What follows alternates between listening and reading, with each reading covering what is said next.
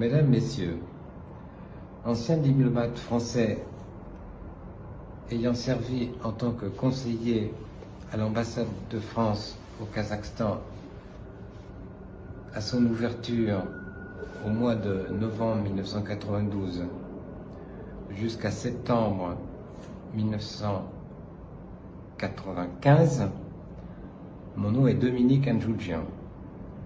En effet, j'ai eu l'honneur d'accomplir la mission que me confièrent le président français d'alors, François Mitterrand, et son ministre d'État, ministre des Affaires étrangères, Roland Dumas, mission consistant au sein de cette première ambassade de France dans le jeune État kazakh nouvellement indépendant, à créer les fondements de la coopération bilatérale entre nos deux pays. Ces derniers temps, sur la toile, de fausses nouvelles se propagent et se multiplient, donnant à penser qu'un certain événement commémoratif aurait eu lieu en 1995 en France à l'occasion du 180e jubilé de la bataille de Waterloo. Cette soi-disant commémoration aurait eu mise en scène des chevaux, des yourtes et des canons qui auraient été envoyés depuis le Kazakhstan. Et une grande délégation officielle de ce pays y aurait été invitée.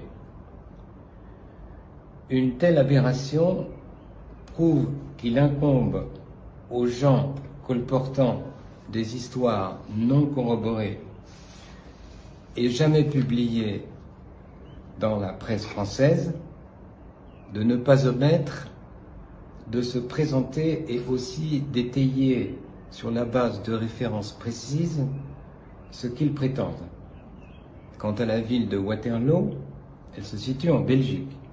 Il est naturel ici de souligner que le Kazakhstan est un pays riche de par son histoire et sa culture. Toutes les deux remontent à la nuit des temps. Bien de ces trésors archéologiques en témoignent. Et avec son territoire immense, égal aux 2/3 de l'Europe, et avec sa langue singulière, le Kazakhstan mérite indubitablement un intérêt attentif et un respect sincère.